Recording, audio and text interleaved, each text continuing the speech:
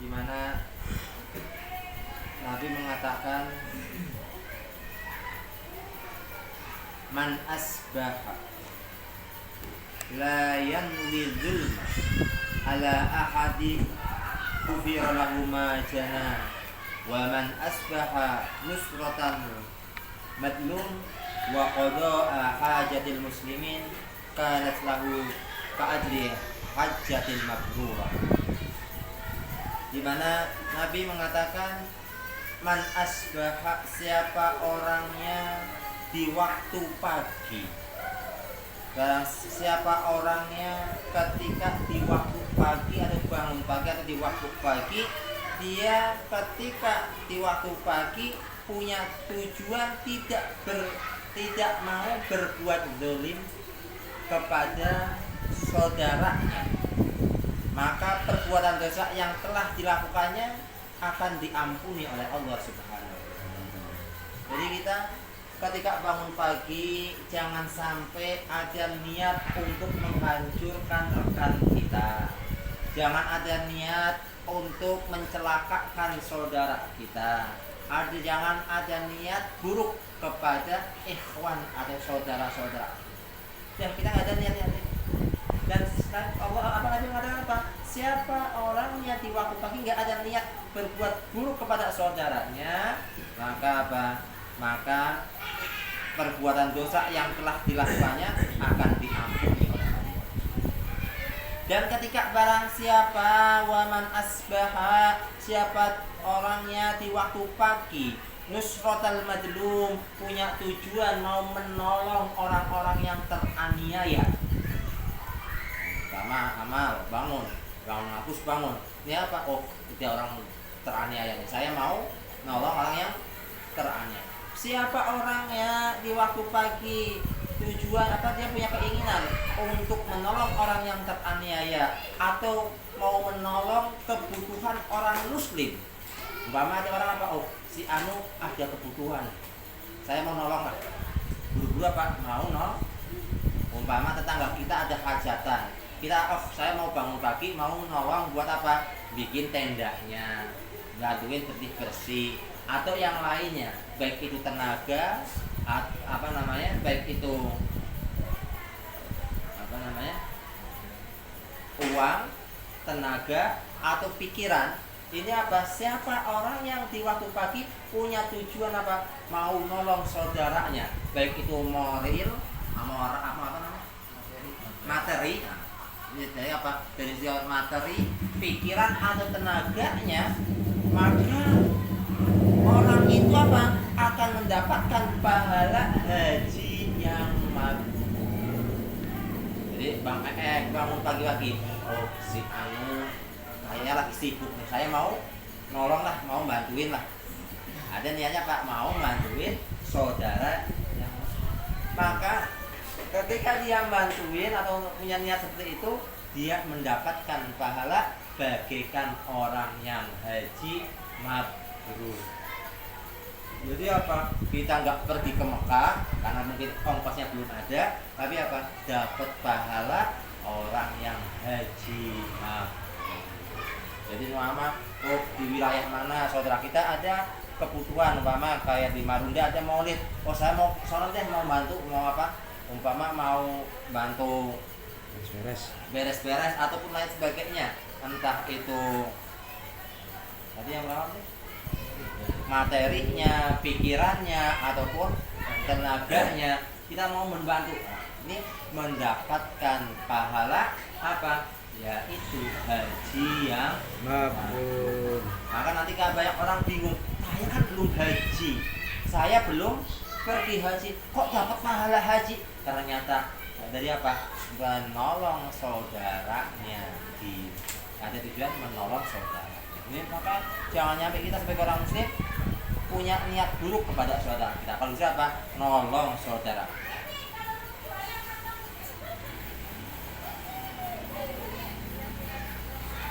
Nabi juga mengatakan di dalam hadis yang lain, ahabbul ibad ilallah, hamba yang paling dicintai oleh Allah.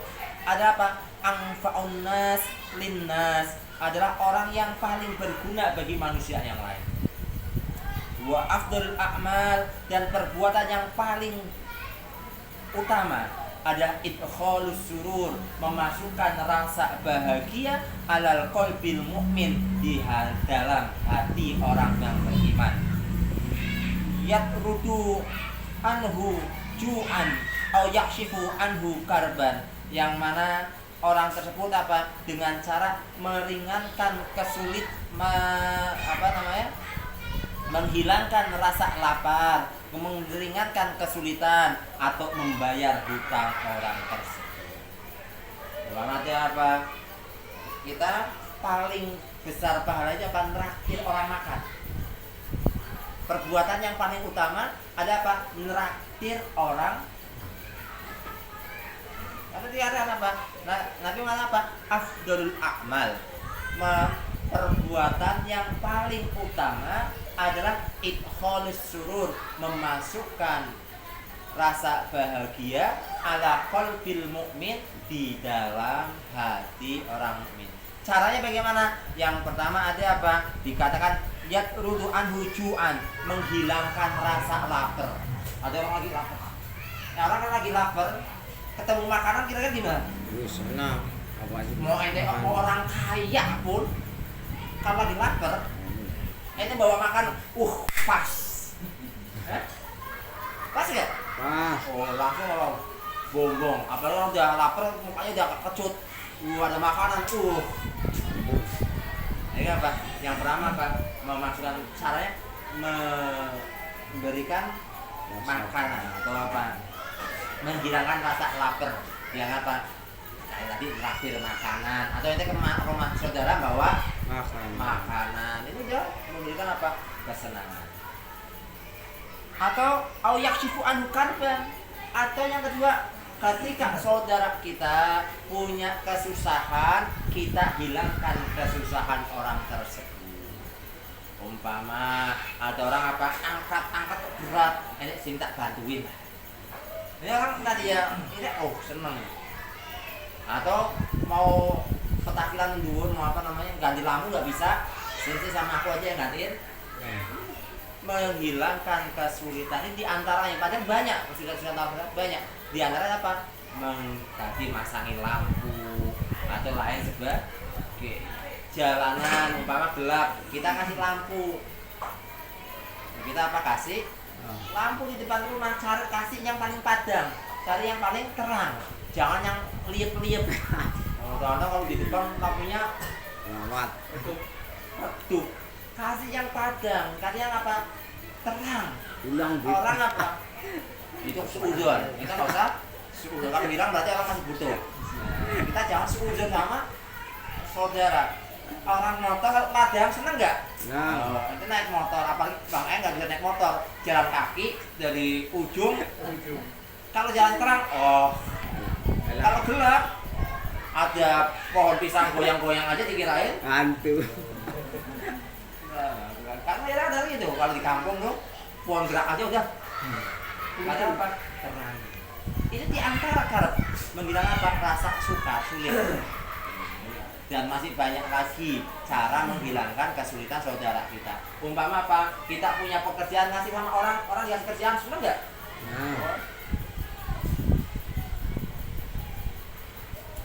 Kemudian di antara lagi au yaqdilahu daina. Saudara kita punya utang, ya kita saurin utang orang itu. Kita cuma bisa nyaurin utang rokok. Itu ngambil apa rokok ini biar aku yang bayar. Nah, itu yang bayar. Atau ngambil apa sih? Gula, ini gula saya yang bayar kan? Ini Ini udah termasuk menyenangkan hati orang. Dan ini adalah afdhalul a'mal, perbuatan yang terbaik, yaitu menghilangkan kesusahan orang. Jadi idkhalus surur, memasukkan rasa bahagia di dalam hati orang. Ya, jadi kita perhatikan. Jadi orang yang paling dicintai oleh Allah adalah orang yang paling bermanfaat bagi orang lain. Manfaatnya Jadiin yang bermanfaat. Manfaat saya ini bisa ngajar alif bata, ngajib alif bata. Oh saya manfaatnya di tenaga saya lebih, maka Pak tenaga disumbangkan buat tenaga nyenengin orang. Manfaatnya apa? Oh apa? Jadi apa? Jangan nyampe hidup kita ini menjadi gini. Wujuduhu ka'adamihi. Orang menganggap kita itu ada nggak perlu. Jadi kalau ada yang nggak penting-penting banget, nggak ada pun nggak dicariin, berarti nggak manfaat kamu. Tapi jadi apa? Orang ketika kamu ada diperlu.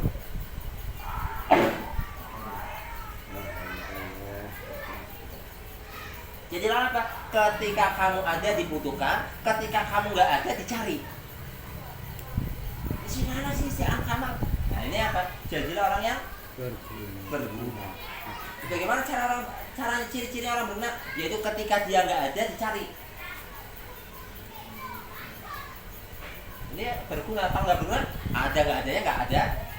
Jadi ada jangan kayak Pak Wujud hidupnya kayak mayit. Itu apa? Ada apalagi yang adanya di nyusahin jangan. Ketika mati alhamdulillah ya jangan sampai demikian.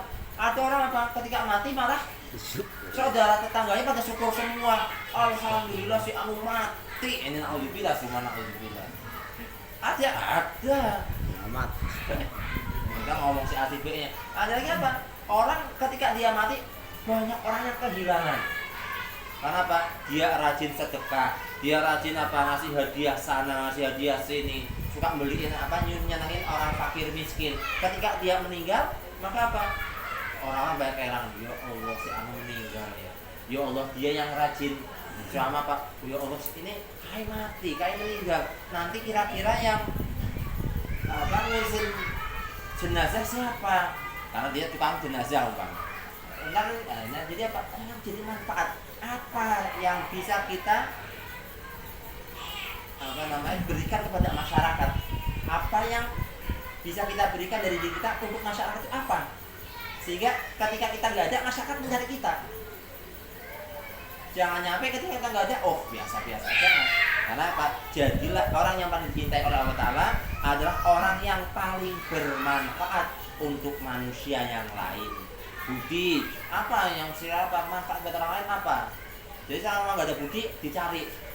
Dia apa? Bersihin kotoran aja, bersihin sampah ini bersihin. Tuh yang salah apa? Tukang sampah itu manfaat banget. Nggak usah yang apa? Dur sih. Ente ada orang tukang sampah. Cariin. Coba 2 hari nggak ada. Cariin mana ini? Dicari nggak? Cari. Sampah kemarin gitu ya. Ini sih manfaat. Jadi apa?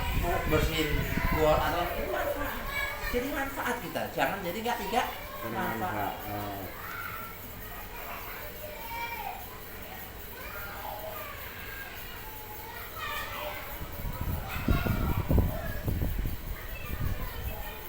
Kemudian Nabi mengatakan lagi, wa khoslatan la syai'a akhbasu minhuma asyirku billah wa dzuru bil muslimin. Dan ada 2 perbuatan yang mana 2 perbuatan tersebut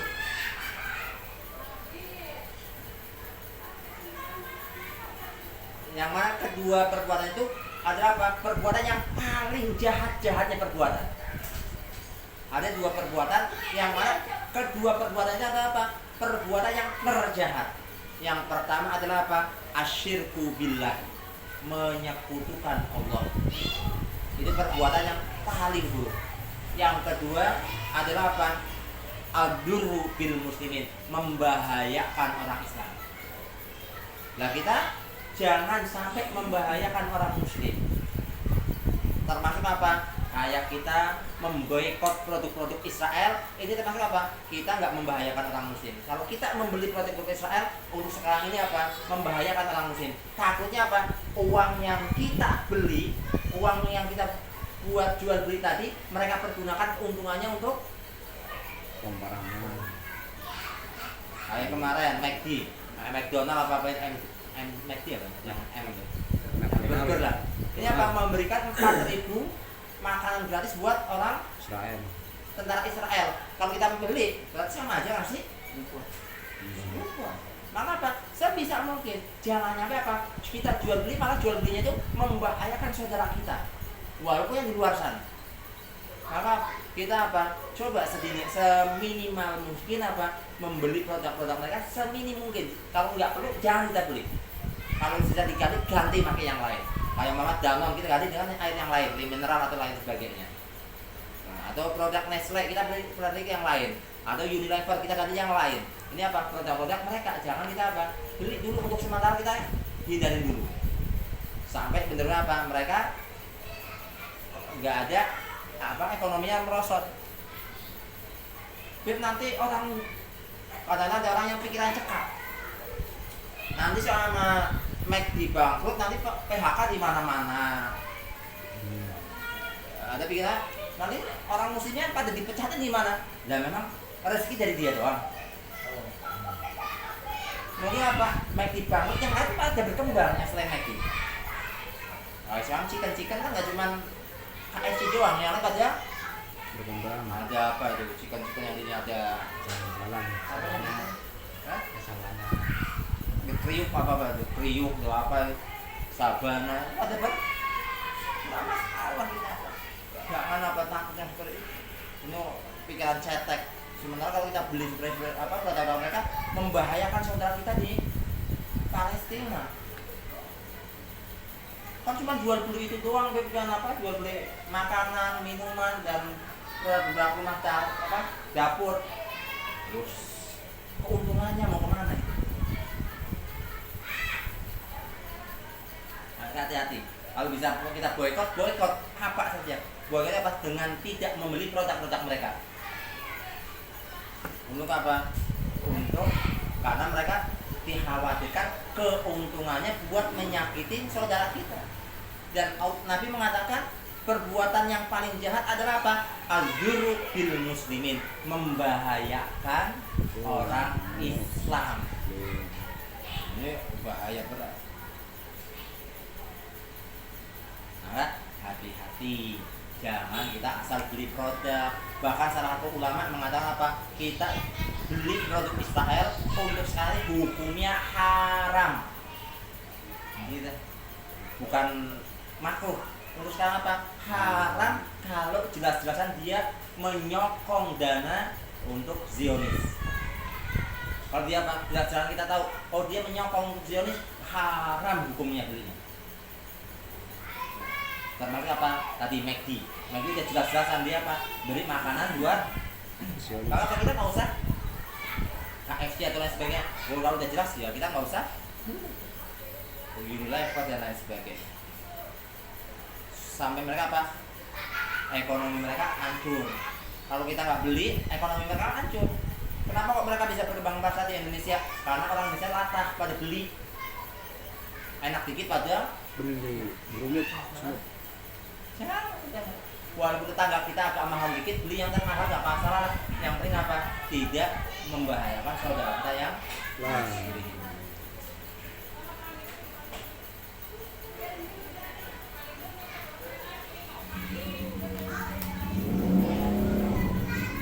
Kemudian di dalam hadis yang lain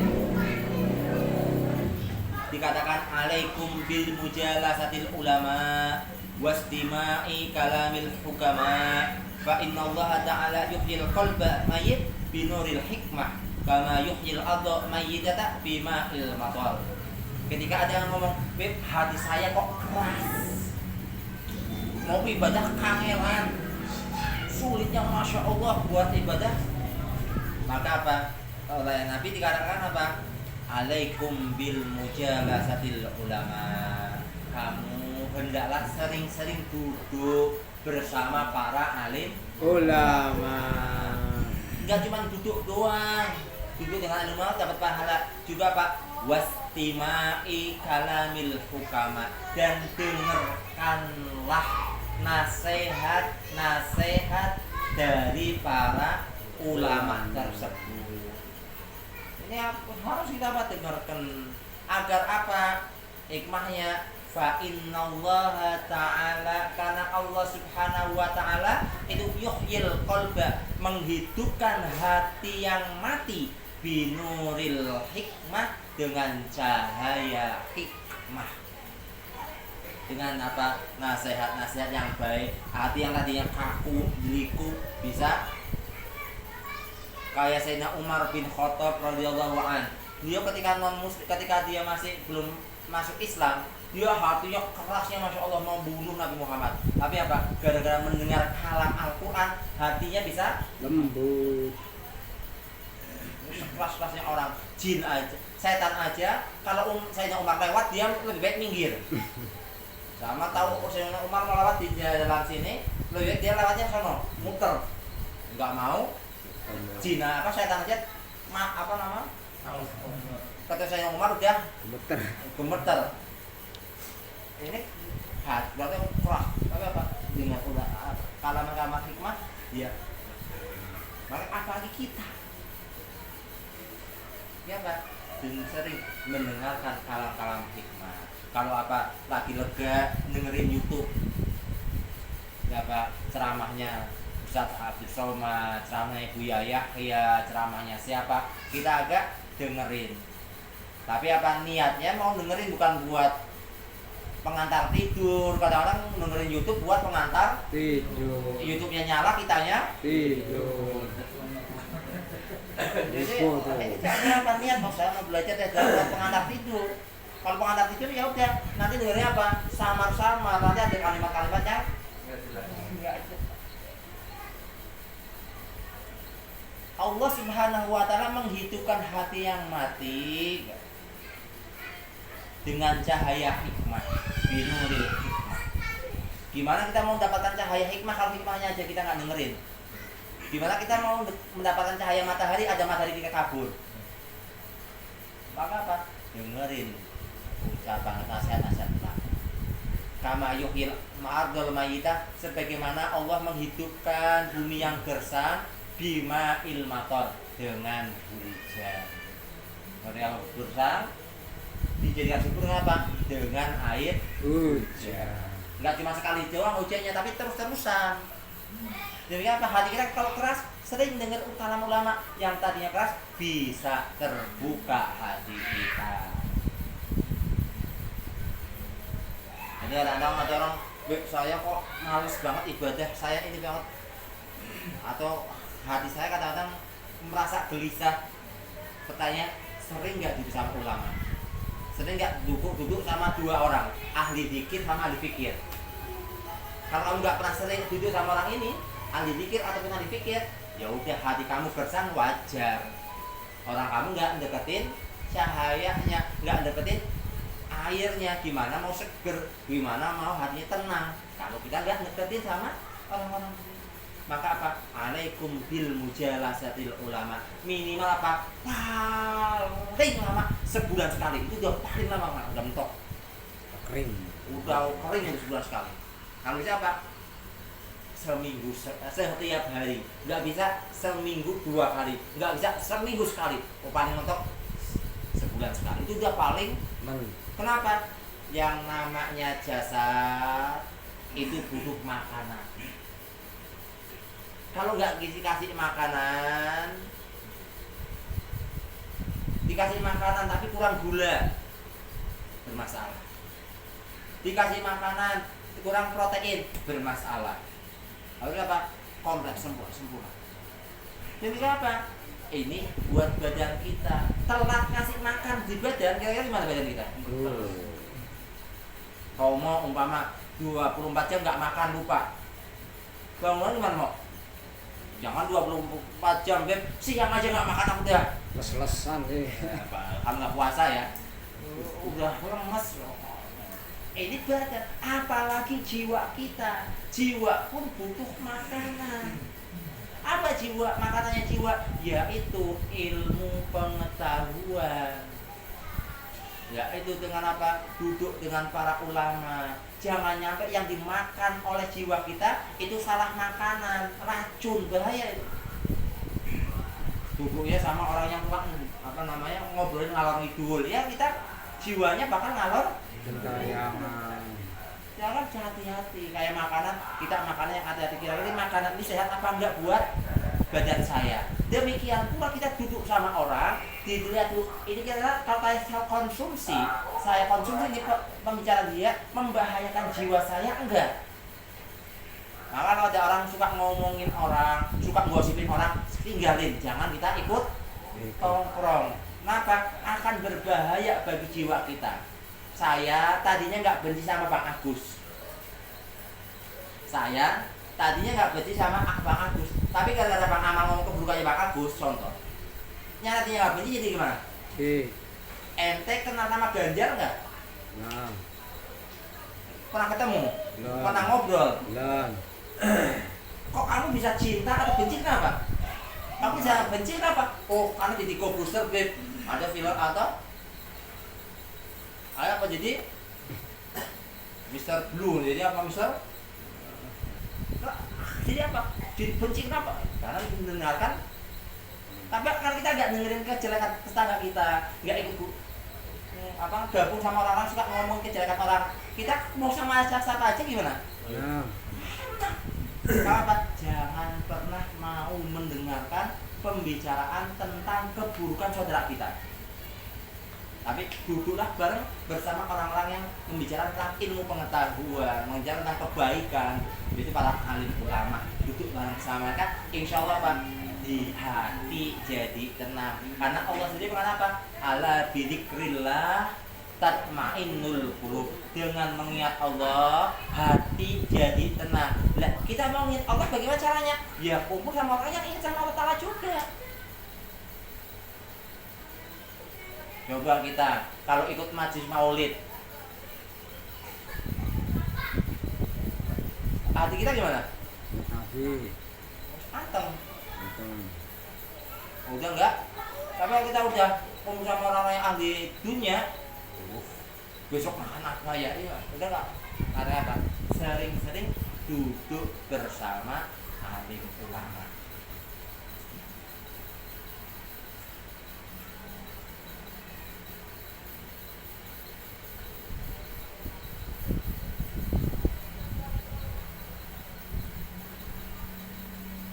Dalam hadis yang lain Nabi mengatakan apa? Jalisul kubara, berkumpullah kalian dengan orang-orang besar. Jadi jangan ngomong. Kita kalau bisa apa? Kalau kumpul jangan orang-orang receh.